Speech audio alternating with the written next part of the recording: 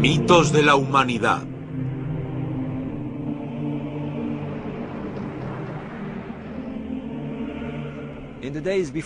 En tiempos anteriores a los faraones, mucho antes de la historia documentada, había hombres inteligentes,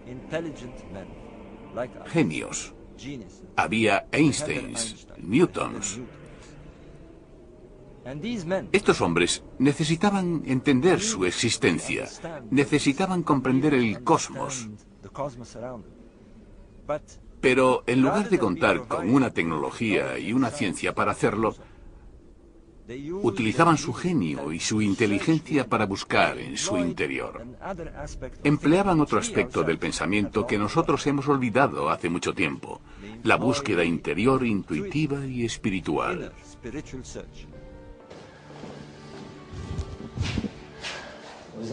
Rey Osiris, que tu alma atraviese la Vía Láctea, el sinuoso río, que la vida del más allá te lleve de la mano hasta donde esté Orión.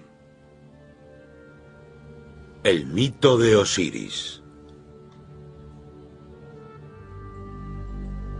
En los albores de la historia, 2500 años antes de Cristo, una civilización se dispuso a construir los monumentos más espléndidos de la Tierra. 13 millones de toneladas de sólida roca, suficientes para construir el centro de Londres, se extrajeron del desierto. ¿Por qué? ¿Qué visión motivó esta empresa? Según los estudiosos, su función era servir de tumba a 3 faraones. Robert Bauval, escritor e investigador británico nacido en Alejandría, ha pasado la mayor parte de su vida a la sombra de las grandes pirámides. Bauval opina que detrás de la construcción de estas pirámides hay una visión mucho más grandiosa. Durante más de 20 años ha buscado ese gran significado en los antiguos susurros de las estrellas y los mitos y en la creación tal y como Egipto la entendía. En el principio reinaba la oscuridad y un océano de caos. De él surgió un túmulo sobre el cual apareció el sol, Ra. Entonces el Benu, el ave fénix, alzó el vuelo y su primer grito puso al mundo en movimiento. En este lugar, más tarde, se levantaba la ciudad sagrada de Heliópolis alrededor de un pilar coronado por un benben sagrado que simbolizaba el primer túmulo de la creación. Esto es todo lo que queda de la ciudad de Heliópolis, la que fuera la ciudad más sagrada del mundo antiguo. En este espacio hoy profanado, se alzaba el templo sagrado del sol, el templo del Fénix.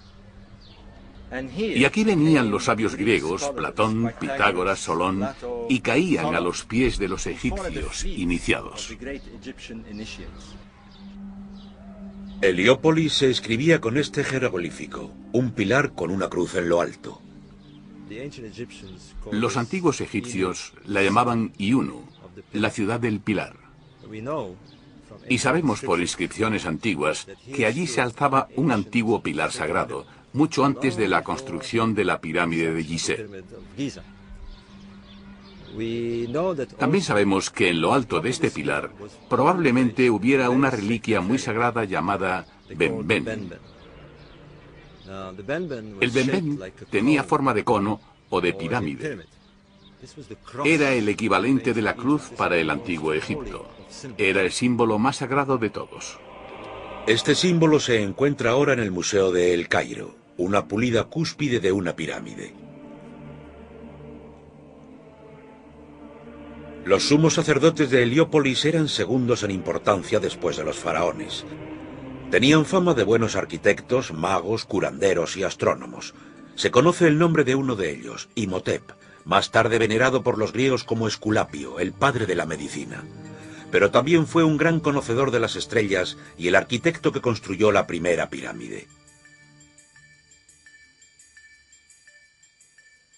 ¿Tuvo algún papel el conocimiento de las estrellas en la construcción de las pirámides? Los estudiosos afirman que los antiguos egipcios no tenían un conocimiento muy elevado de astronomía. Pero aquí hay pruebas de su fascinación por el firmamento y el detallado conocimiento que tenían de él. Fíjense en las constelaciones del zodiaco: Leo, Tauro, Piscis.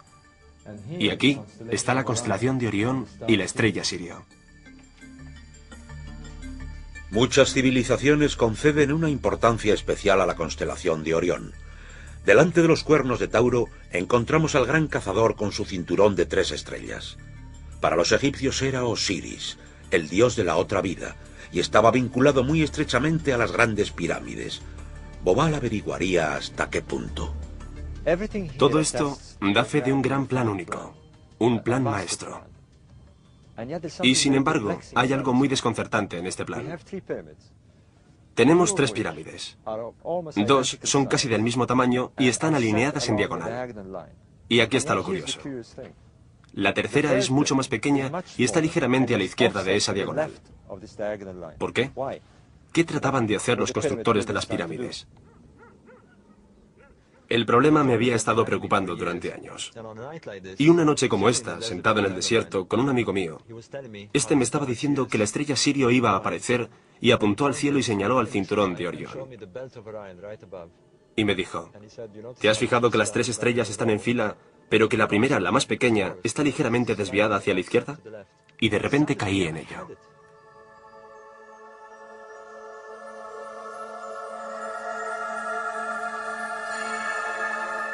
Bobal sabía que otras 2 pirámides de la zona también recibían nombres de estrellas. Lo que vio fue asombroso. Orión, el dios Osiris, estaba en el cielo como en la tierra. Pero algo no encajaba. Los egipcios consideraban el Nilo como la Vía Láctea, y evidentemente las pirámides como Orión. Pero en la era de las pirámides, la posición de la Vía Láctea respecto a Orión era distinta. Bobal se dio cuenta de que el ordenador miraba a otra época. Para que la constelación encaje perfectamente con las pirámides de la Tierra, hay que girar ligeramente el firmamento en el sentido contrario a las agujas del reloj. Eso implica retroceder en el tiempo. La posición de las estrellas cambia a lo largo del tiempo debido al fenómeno de la precesión. La Tierra no solo realiza un movimiento de rotación, también, como si fuera un trompo gigante, su eje se desplaza lentamente cada 26.000 años. Desde la Tierra, debido a este fenómeno, parece que las estrellas se desplazan verticalmente a lo largo de los milenios. 7.000, 8.000, 9, 10... Es realmente extraordinario. La fecha final se establece en 10.500 años antes de Cristo. Ahora la Vía Láctea encajaba perfectamente sobre el Nilo. Los constructores estaban apuntando a un pasado distante, cuando Orión apareció para iniciar su lento ascenso por los cielos. El mítico primer tiempo, cuando los dioses reinaban y era el comienzo de todo. Y otro enigma. En la Gran Pirámide existen unos extraños y estrechos túneles que, según los científicos, pudieran ser conductos de ventilación. Es imposible que fueran conductos de ventilación. El diseño es demasiado complicado. Suben por toda la pendiente hasta arriba. Tiene que haber un propósito más elevado. Los astrónomos habían averiguado que estos conductos apuntaban hacia la Osa Menor y el Alfa Draconis, la estrella polar de la antigüedad. Está claro que no se tomaron tantas molestias porque sí. Para los antiguos egipcios, Orión era Osiris, el dios de la resurrección. Bien, esto es una reconstrucción del cielo hacia el 2500 a.C. Veamos qué pasa con el cinturón de Orión cuando cruza la línea norte-sur. El conducto de la cámara del faraón apuntaba hacia Orión, el dios Osiris. A la izquierda de Orión está la estrella Sirio. Para los antiguos egipcios era la diosa Isis, la esposa de Osiris. Esto para mí fue un descubrimiento asombroso. Bobal descubrió que el último conducto apuntaba a Sirio, la estrella de la diosa Isis. Los egipcios habían construido caminos para Isis y Osiris, sus dioses del más allá y de la resurrección, los dioses desde sus comienzos.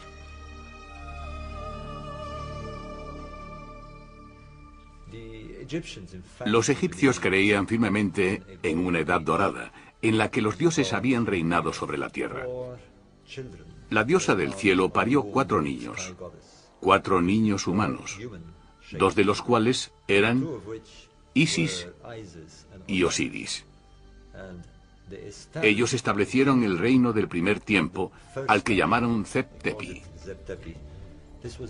Esta era una época dorada. Los dioses reinaban en la tierra y aportaban conocimiento y civilización. El equilibrio entre el cosmos y la Tierra era perfecto, y la felicidad reinaba en el mundo.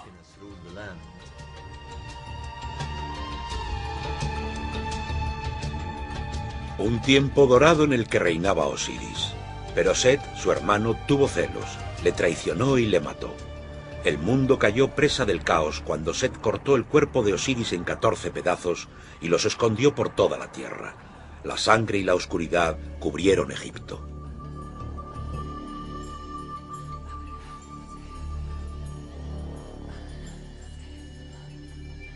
Pero Isis, la fiel consorte de Osiris, buscó por cada rincón de la tierra y reunió los trozos de su amado esposo y los envolvió en unos trapos de lino. Sin embargo, no pudo encontrar el falo. Por lo tanto, fabricó uno de oro, y con él se fecundó, dando a luz un hijo llamado Horus, el niño Dios. Horus se convirtió en el primer hombre Dios, en el primer faraón que gobernó en Egipto. Y todos los faraones que le siguieron creían ser reencarnaciones de Horus.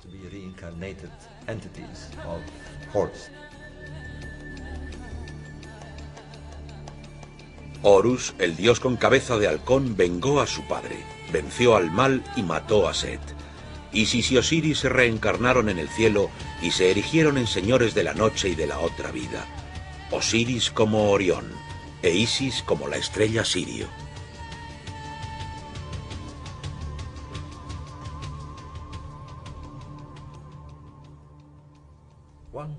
No se puede exagerar la importancia de la estrella Sirio.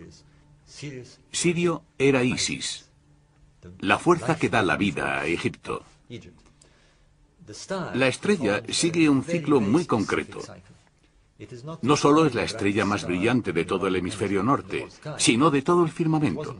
Pero los egipcios no la veneraban porque fuera hermosa y brillante, sino porque desaparecía. Orión y Sirio desaparecían durante un periodo de 70 días. Y esto es interesante porque también es el tiempo que dura el embalsamiento. Se tardaba 70 días en realizar el ritual, y por tanto está claro que lo asociaban a la desaparición de la estrella durante 70 días. Durante 70 días esperaban, guardando luto, expectantes y temerosos de que la estrella no volviera a aparecer y Egipto no volviera a renacer. Pero entonces, en un día mágico del solsticio de verano, 70 días después, la estrella aparecía de pronto en el horizonte de oriente esta vez, al amanecer, justo unos minutos antes de que saliera el sol. Y en este destello, esta chispa de vida, esta reaparición de la estrella, era el momento más importante del culto egipcio. En ese mismo momento el río Nilo había crecido con las lluvias del monzón de un sur distante y desconocido. Sus inundaciones revivían a una tierra sedienta. Para Egipto, esto era el renacer anual, tan crucial que señalaba el comienzo del año nuevo. La milagrosa conjunción de la salida del sol en el solsticio de verano, la reaparición de Sirio al alba después de su larga ausencia y las inundaciones del Nilo era para los egipcios la gran visión de la resurrección. Se imaginaban al dios Osiris mirando desde el cielo a su obra, Egipto, mirando la aparición de la estrella. Esa creación que ve no es solo la aparición de la estrella, sino el renacimiento de Egipto. Y este destello de vida, los egipcios lo transferían al alumbramiento de Horus, el niño divino que representa a Egipto.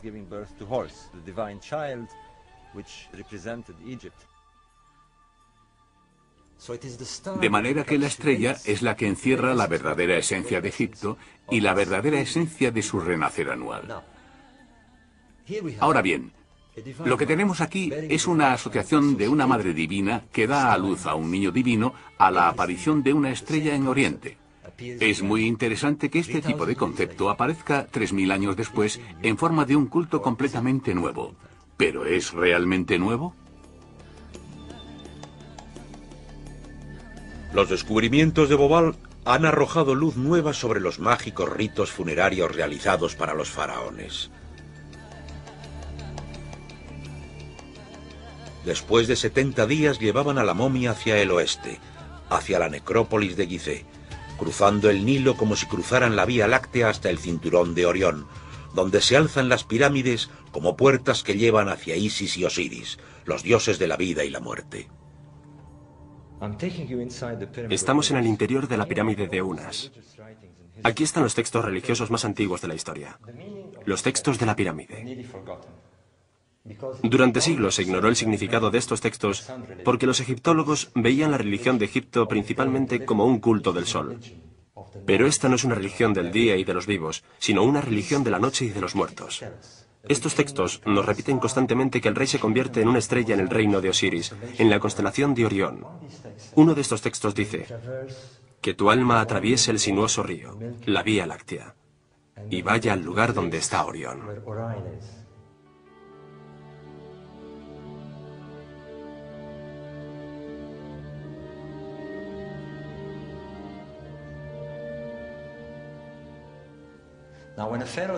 Cuando un faraón moría, su cuerpo se momificaba y preparaba como Osiris. Con esto su alma estaba lista para ascender al cielo. Pero antes de que esto pudiera suceder, el difunto rey tenía que asegurarse de que su poder divino pasara a su hijo, Horus el viviente.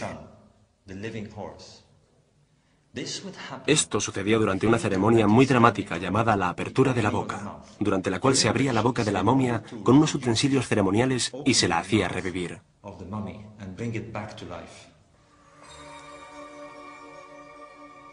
Entonces se le colocaba un falo artificial y se orientaba el difunto rey hacia Isis, o hacia la estrella sirio.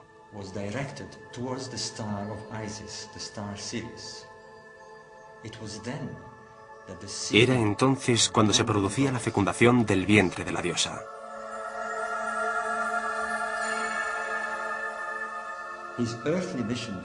Una vez que había cumplido su misión terrenal, el difunto rey podía partir hacia el cielo. Lo que tenemos aquí es una recreación del mito de la resurrección de Osiris explicado en términos estelares.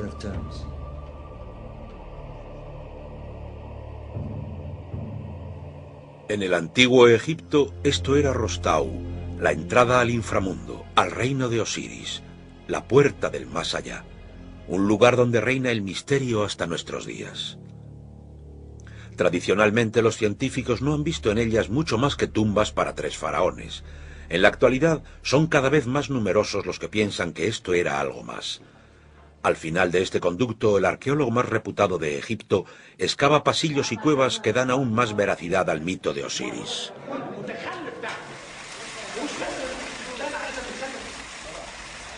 Esto se convirtió en un lugar sagrado para los egipcios. La gente quería ser enterrada aquí para estar conectada con el dios Osiris. Ahora estamos a 30 metros bajo tierra, justamente entre la Esfinge y la segunda pirámide.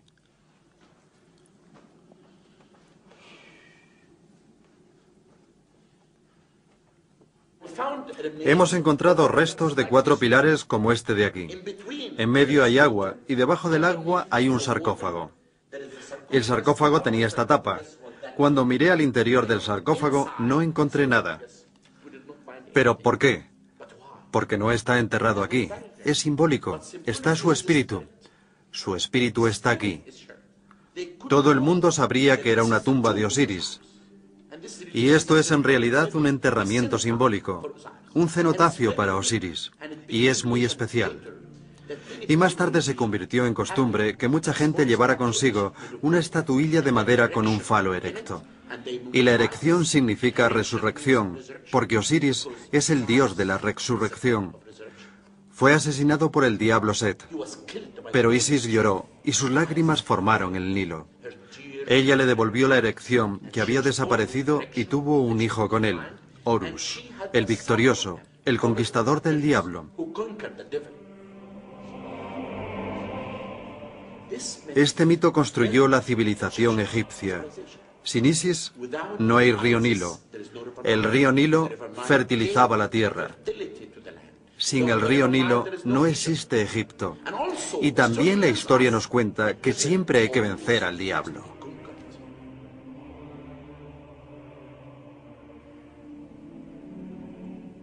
Eran mucho más que tumbas para los faraones muertos. Eran una expresión magnífica de una civilización que tenía una visión cosmogónica, que exploraba la muerte y alcanzaba la resurrección a través de ritos mágicos y de la iniciación a sus misterios. La base del culto egipcio, la idea principal de su culto iniciático, místico, es aprender a realizar esta transfiguración y viaje hacia la otra vida y convertirse en parte del reino del más allá de Osiris. Osiris era la constelación de Orión. Ellos la llamaban Sahu. Y lo curioso es que Sahu significa convertirse en un ser espiritual, en un ser astral.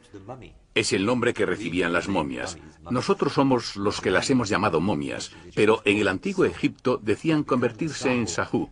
Convertirse en un Sahu es convertirse en una momia, pero también es convertirse en un ser espiritualizado, en Orión. De igual manera decimos unirse a Cristo o convertirse en un ser como Cristo en la otra vida. ¿Son las pirámides de Gizeh un intento de llegar al más allá? Los nuevos descubrimientos apuntan en este sentido. En realidad era un modelo en tierra de la región del cielo por donde se esperaba que viajara el alma. De forma que eran lugares de iniciación, lugares para preparar a los hombres para el misterio que hay más allá de la muerte.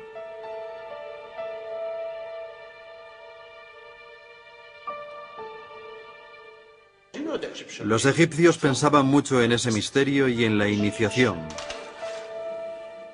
En la meseta de Gizeh hay muchos túneles. Debajo de las pirámides hay túneles. La meseta de Gizeh era conocida como Neb Rastu. Rastu significa cementerio, pero literalmente significa los túneles subterráneos. De manera que, en el nuevo reino, este era el lugar de Osiris. Gizeh es el lugar del dios Osiris, que es el señor de los túneles subterráneos. Y por esa razón, en mi opinión, hicieron este conducto. Y este conducto, ¿irá a la Gran Pirámide o no? Posiblemente los arqueólogos tengan aún mucho trabajo por hacer. ¿Qué hay debajo de la Esfinge? ¿Qué son las cavidades detectadas por los sismógrafos? ¿Se esconden más secretos sobre los primeros orígenes de la civilización? ¿Se iniciaba aquí a los hombres en los misterios del más allá? Yo creo que la intención primaria era la iniciación de los vivos para que pudiera producirse una transformación que los hiciera seres más fuertes y capaces de afrontar este terrible y aterrador viaje que debemos hacer después de la muerte. Eso es para mí lo que le da sentido a toda esta empresa.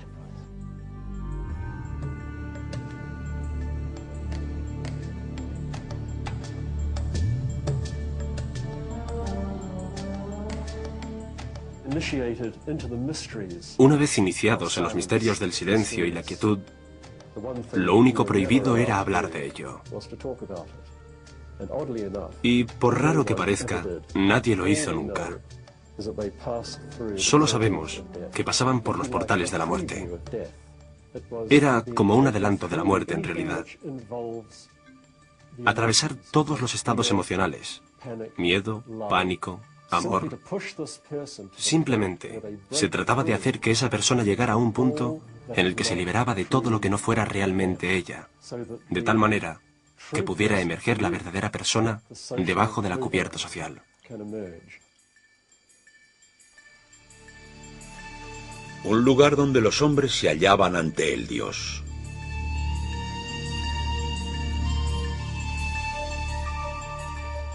Miles de años antes del cristianismo, los egipcios ya conocían el concepto del juicio final.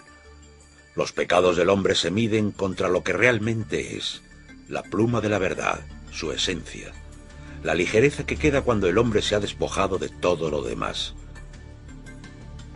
Esta era una civilización que buscaba la verdad interior.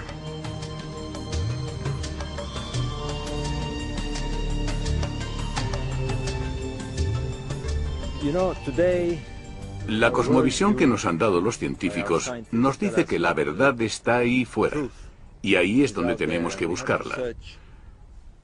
Pero para los antiguos egipcios, la verdad está aquí dentro, y la búsqueda era una búsqueda interior.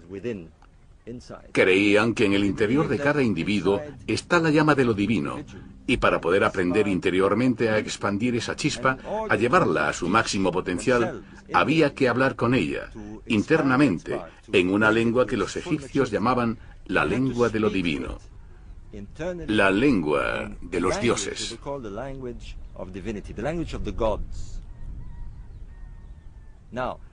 Ahora bien, ¿cómo percibían esta lengua? Bueno, siendo parte del cosmos, debían comunicarse con él. Se comunicaban por los sentidos, recibiendo los mensajes del viento, las estrellas, la luna, la fertilidad de la tierra, el nacimiento de sus hijos. Este es el lenguaje de la naturaleza, del cosmos. Pero empezaron a entender que podían convertir o codificar este lenguaje en un lenguaje sagrado de símbolos.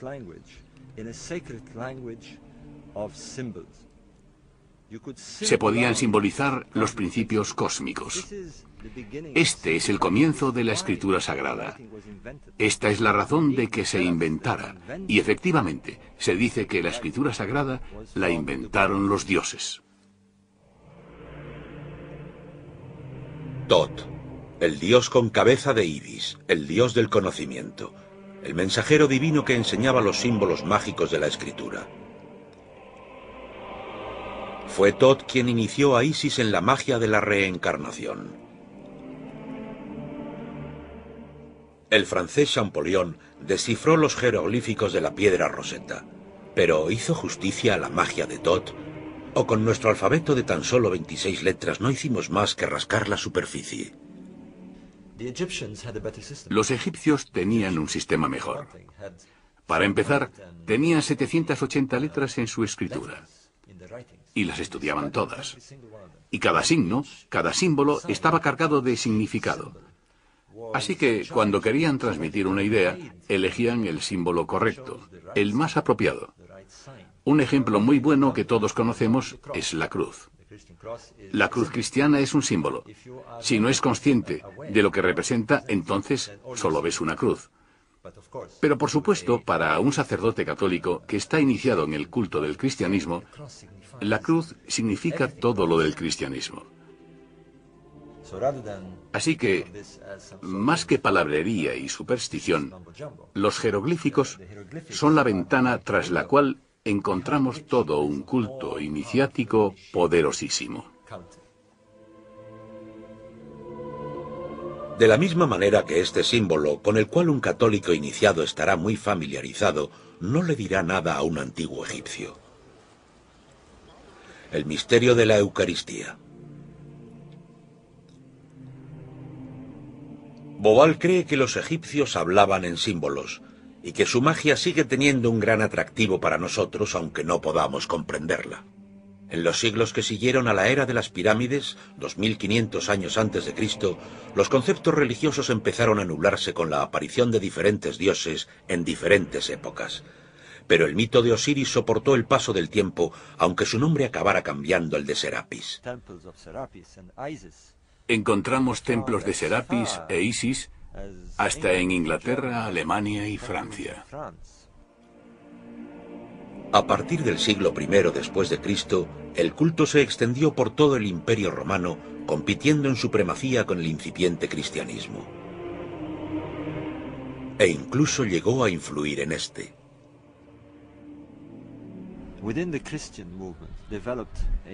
Dentro del movimiento cristiano, evolucionó una facción que había absorbido la idea de que para lograr el estado divino, el hombre tenía que llegar al conocimiento por medio de una búsqueda interior. Esto claramente procede del culto iniciático de los egipcios. Alejandría, en Egipto, fue el lugar de iniciación para los adeptos a un culto antiguo y al de uno nuevo. Aquí los cristianos primitivos venían a iniciarse en la gnosis, el conocimiento del corazón. Buscaban a Dios en el interior, la verdad interior. Para ellos Jesús era un guía que les conduciría a la llama divina que había dentro de cada uno. Para eso no necesitaban iglesias ni jerarquías. Esto, en cierto sentido, representa el inframundo, las regiones tenebrosas donde los iniciados se ponían en contacto con las divinidades. Se trata de pasar de la luz a la oscuridad, y encontrar un camino hacia el reino del más allá. En la muerte encontraban los portales de la inmortalidad, los que conducen a la otra vida. Y por lo tanto, los iniciados venían aquí a oscuras, tal vez sin siquiera llevarse una antorcha, y una vez aquí se imbuían de la atmósfera del lugar y alcanzaban un estado especial que les permitía la conexión. Estaban muy cerca, creían ellos, del lugar donde uno podía hacer el tránsito desde la vida a la muerte y al renacimiento. Los que venían aquí eran cristianos primitivos, y sin embargo hay una vinculación entre el culto religioso de los antiguos egipcios y la religión de los gnósticos. La religión de los gnósticos es, en cierto sentido, el culto místico de los egipcios cristianizado. Esto que tenemos aquí es el proceso de la resurrección en los rituales de la momificación. Vemos a Anubis aquí sobre la momia. Thoth, al que los griegos llaman ahora Hermes. Estamos en el siglo II de la cristiandad, y aún así vemos que los cristianos realizan rituales de los antiguos egipcios. Por ejemplo, la presentación a la divinidad de la pluma de la verdad, el símbolo de la verdad. Era una época en la que todavía no se había formulado la iconografía, los símbolos o incluso el mito del cristianismo. ¿Tomó prestado el cristianismo todos sus símbolos? En uno de los 4 evangelios, la idea de la Natividad, María, la Sagrada Madre de Jesús, el Niño Dios, está extrañamente vinculada a la historia de Egipto. Es el Evangelio de Mateo. El Evangelio de Mateo es especial por 3 cosas, todas relacionadas con el relato de la Natividad. Primero, los magos que vinieron de Oriente siguiendo una estrella. Esa es la segunda cosa, la estrella de Oriente. Y la tercera, la Sagrada Familia que escapa a Egipto huyendo de la masacre de los niños que ordena Herodes y se refugia en Heliópolis. En una iglesia cristiana cerca de Heliópolis hay una representación de la huida a Egipto de la Sagrada Familia. Esta tradición está tan viva todavía hoy en día que cuando pintaron este mural tomaron como modelo para el árbol aquel en el que se supone se paró a descansar la Sagrada Familia. Esta historia solo aparece en un evangelio, en el de Mateo. Ahora bien, sabemos que Mateo lo escribió en Alejandría, en Egipto. ¿Qué tenía en mente el escritor? Bobal cree que Mateo elaboró el icono de la Madre Sagrada y el Niño Divino para que los egipcios pudieran identificarse, ya que les resultaría muy familiar. El icono más poderoso del culto religioso de los antiguos egipcios es sin duda la diosa Isis con el Niño Divino en su regazo. Lo que trataban de hacer los cristianos era vender una nueva religión, un nuevo culto a unas gentes que habían creído durante 3 milenios que el Niño Divino era el hijo divino de Isis. En cierto sentido, lo que hicieron fue apropiarse del mito estelar de Isis y Horus y de la estrella Sirio e injertarla en la mitología cristiana.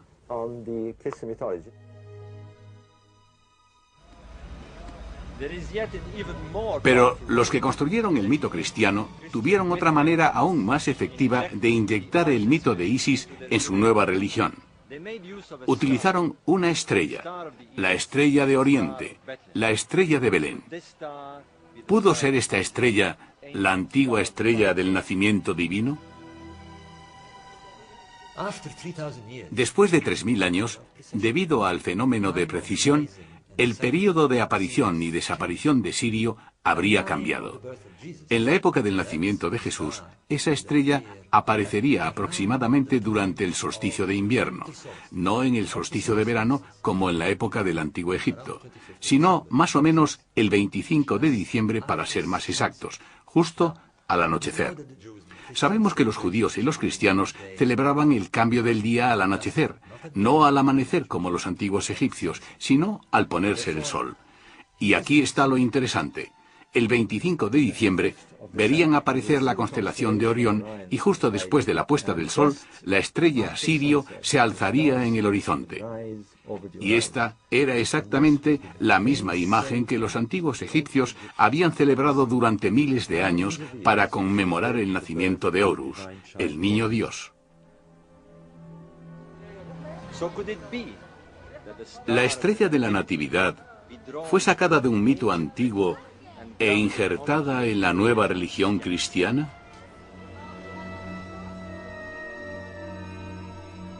¿Es posible también que el origen de los magos de Oriente se encuentre en un mito de los antiguos egipcios?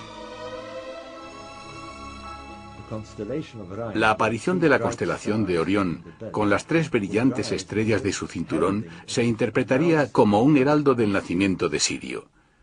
Ahora bien, solamente Mateo menciona a los 3 magos en su evangelio. ¿Podría esto explicar por qué las 3 estrellas del cinturón de Orión eran identificadas con los 3 magos? Está claro que al estudiar el mito y el relato juntos, se ve que los que lo escribieron identificaban a Isis como la madre de Jesús. Más tarde, ella desarrolló su propia identidad como María, y su parte de Isis desapareció. Pero está claro que originariamente fue Isis. Estas imágenes míticas están vivas, evolucionan y cambian. Y por eso, nada es estático y no se puede decir. Así son las cosas ahora y para siempre. Los primeros siglos del cristianismo estuvieron dominados por los debates teológicos. Una iglesia ortodoxa con una jerarquía de sacerdotes y obispos cada vez mayor se enfrenta a los gnósticos, que buscan a Dios en el interior de sí mismos. Los fundamentos de la fe se ponen en tela de juicio.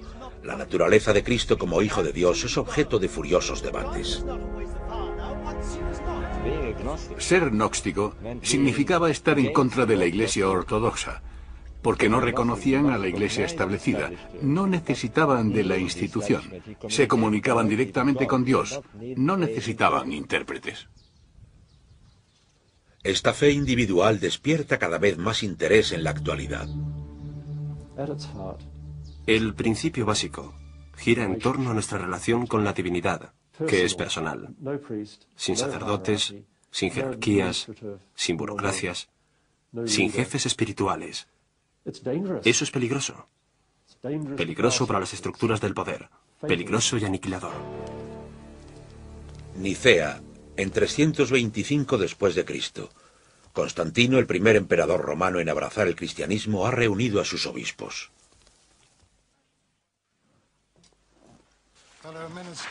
Como jefe de Estado, se decanta por la ortodoxia y el apoyo de su poderosa jerarquía. Se prohíben otras opiniones.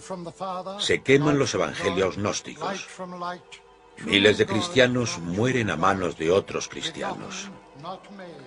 Se extermina a los gnósticos y a todo lo que sea pagano.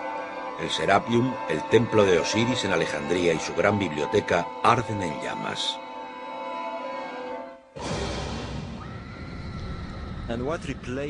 Y se reemplazó el sistema de conocimiento y gnosis por la fe ciega,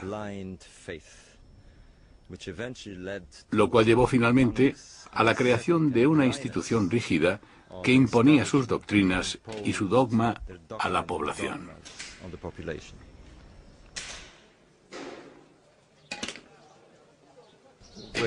Estamos en la encrucijada de culturas más increíble del mundo. Esto es Phile, y aquí se alza el último reducto de la cultura y de la religión egipcia, el gran templo de Isis. Las turbas cristianas acabaron llegando también aquí con sus martillos y sus cinceles. Se arrojaron sobre lo que para ellos eran imágenes paganas y empezaron a destrozarlas. Los sacerdotes le rogaban: deteneos, esto es el templo más sagrado de Egipto. Es el templo de la diosa madre. Tiene miles de años. Vuestra diosa madre, vosotros tenéis una diosa madre. Tenéis la vuestra propia.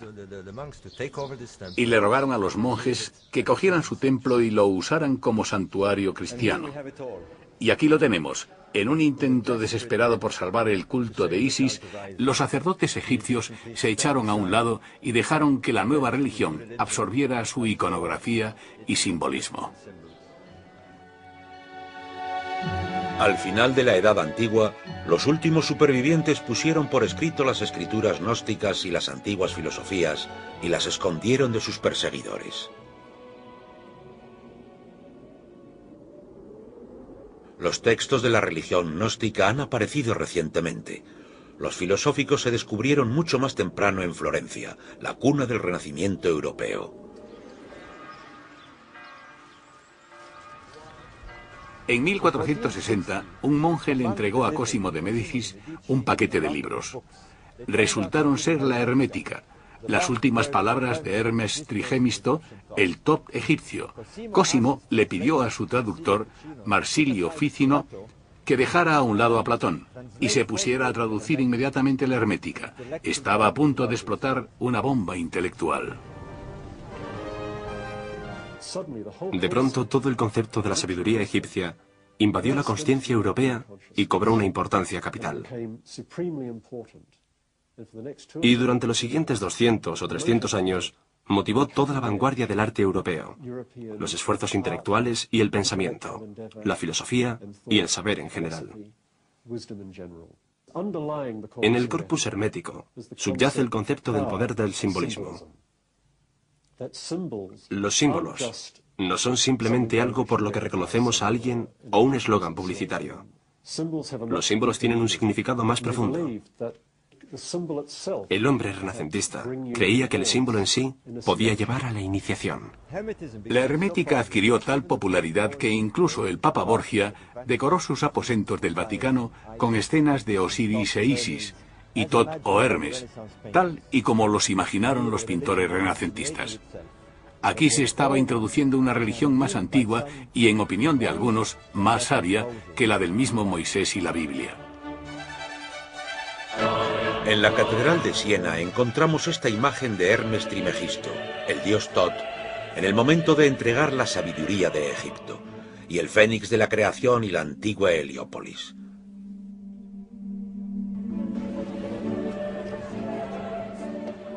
Los papas salpicaron Roma con símbolos de la antigüedad y obeliscos procedentes de Egipto.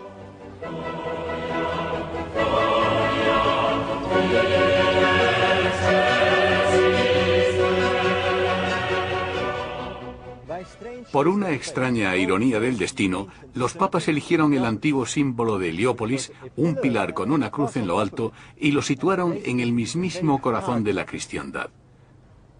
Y qué ironía que todo el que viene aquí también viene a admirar este símbolo del pagano Egipto. Eruditos como el jesuita Atanasio Kircher empiezan a estudiar los enigmas egipcios, pero la Iglesia intuye el peligro. El hermeticismo propone caminos nuevos e individuales que se apartan de los intereses de la Iglesia. Se prohíben las ideas y se queman los libros. En 1600 se silencia duramente al hermeticismo cuando su principal seguidor, Giordano Bruno, es llevado ante las cortes eclesiásticas y, a pesar de la tortura, se niega a renunciar a sus ideas. La Iglesia solo tenía un modo de parar esto, y así sucedió lo impensable. Una mañana triste de septiembre, Giordano Bruno fue arrastrado hasta este lugar, amordazado y quemado vivo. Hasta el último momento, trató de desviar la vista de la cruz que un sacerdote de la Inquisición blandía en su cara. Abrazando el hermeticismo, descendió en picado a las profundidades del inframundo. El hermeticismo ha encontrado un refugio en sociedades esotéricas como la de los Rosacruces y los masones. La Gran Logia de Londres, el cuartel general de los francmasones, resuena con símbolos antiguos. Iniciación en secretos, ritos y símbolos. A cualquier masón que le insinúen que existe una conexión entre su doctrina y el antiguo Egipto, probablemente se reirá con desdén. Los escritores Bob Lomas y Chris Knight probablemente habrían hecho lo mismo si no les hubiera invadido la curiosidad. Hace 10 años nos habríamos reído de cualquiera que hubiera dicho lo que ahora estamos diciendo nosotros. No es una línea recta de sucesos, pero hay una línea que conecta con Egipto que se fusiona, separa y vuelve a fusionarse. La pirámide con el ojo que todo lo ve, la estrella brillante. ¿Penetraron los símbolos sagrados de los egipcios en los misterios masónicos? En sus libros, Lomas y Knight investigan la influencia de la francmasonería en los símbolos e instituciones de los Estados Unidos. Los fundadores de los Estados Unidos, George Washington, Franklin y otros, eran masones. Asistieron a la construcción de la Casa Blanca con toda la regalía masónica. Y la Constitución de los Estados Unidos es una extensión de los principios de la francmasonería, la democracia, la defensa y fomento de la ciencia. Es un experimento masónico que, a su vez, lo es de un experimento del antiguo Egipto. El principio de hacer el bien por el bien mismo y fuera de la religión. Y eso es lo que la francmasonería actual es hoy. Delante del templo masónico de George Washington se alza otro símbolo familiar. Aquí, George Washington y otros padres fundadores reciben el honor de llevar el delantal de los masones. El dólar, el símbolo del poder de Estados Unidos, muestra la cara desconocida del sello estadounidense, la pirámide con el ojo que todo lo ve y la promesa de un nuevo orden. Es interesante, por ejemplo, que cuando el presidente jura el cargo, haga un símbolo masónico, que no puedo enseñar porque contravendría mis votos de masón. No explica lo que es, pero hace un gesto, y ese símbolo es el de la fidelidad masónica. Este hombre no hacía este gesto para calentarse los dedos. Napoleón apareció en la escena del mundo como el conquistador de Egipto. Cuando Napoleón llegó a las puertas de Egipto, no lo hizo como cristiano. Él y su ejército estaban influidos por un culto revolucionario derivado de los ideales masónicos. Los generales de Napoleón eran casi todos francmasones, y el mismo estadista fue iniciado durante una noche que pasó solo en la Gran Pirámide. Napoleón volvió de Egipto obsesionado con la idea de que estaba bajo la protección de una estrella. Tanto que la Place de l'Étoile, la Plaza de la Estrella, se construyó en el eje central de París, los Campos Elíseos. Pero hay más. La gran arteria parisina se encuentra a 26 grados al este, y según Bobal, está alineada con la estrella de Isis. Esto es lo que los parisinos verían cuando miraran hacia Oriente, la constelación de Orión. Y aquí está la estrella Sirio rompiendo en el horizonte, a 26 grados y medio a la derecha del este, en perfecta alineación con los Campos Elíseos. Algunos historiadores dicen que el mismo nombre de París puede estar vinculado al nombre de Isis, porque aquí, donde está la iglesia de Saint-Germain-des-Prés, hubo antiguamente un templo de Isis. Y los romanos solían llamar a este lugar Par Isis, que significa cerca del templo de Isis. Parisis, París. La admiración de Napoleón era suficiente como para ordenar que se incluyera la estrella y la misma Isis en la proa del barco del emblema de París.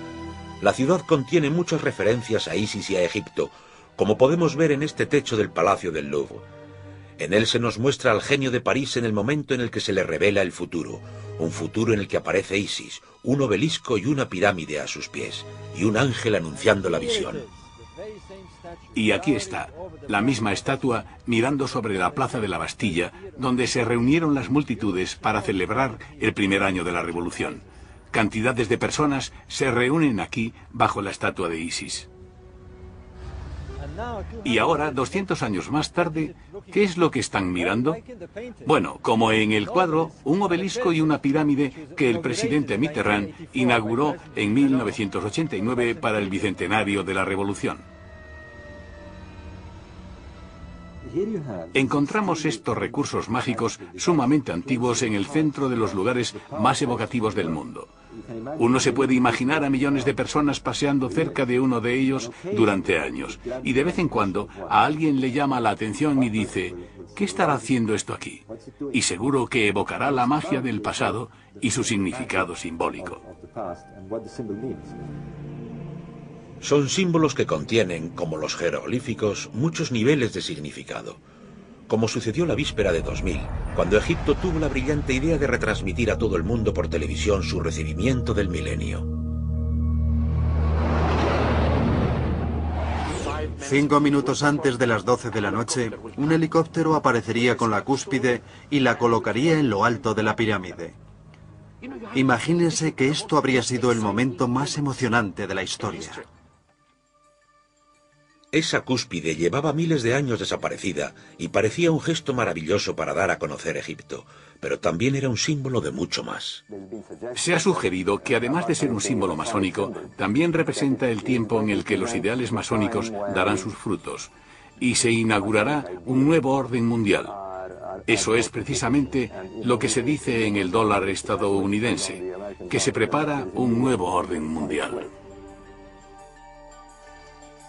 O como predijo un famoso profeta del ocultismo, Edgar Cayce, la llegada de un nuevo Mesías o tal vez de un nuevo Horus. Ya que por primera vez en miles de años, Sirio, la estrella que anunciaba el nacimiento de Isis, aparecería justamente encima de la pirámide en el momento del cambio del año. El antiguo Egipto representaba a Isis con dos símbolos, una estrella sobre un triángulo. En el momento de situar la cúspide encima de la pirámide, en el momento de la entrada del nuevo milenio, los cielos sobre Gizeh clamarían Isis, Isis. Bueno, los símbolos tienen una forma muy curiosa de transformar las ideas, y por eso me gusta verlos, solo por puro placer. Para mí son una especie de magia antigua, algo que no entendemos, algo que está ahí para jugar con nosotros, para recordarnos que no todo es racional y que vivimos en un mundo mágico que no hemos entendido del todo. Al final, Egipto no retransmitió su celebración del nuevo milenio. La prensa fundamentalista condenó duramente la idea, tachándola de complot capitalista y golpe maestro de la francmasonería. La fiesta se realizó sin la colocación de la cúspide.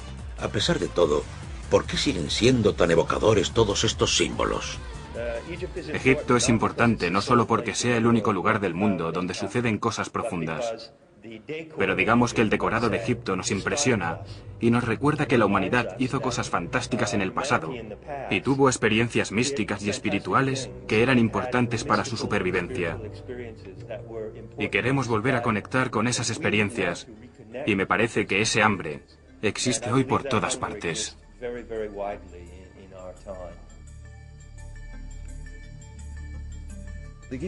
La meseta de Gizeh, la expresión de la religión de Osiris e Isis, es anterior al cristianismo y puede que dure más que la cristiandad.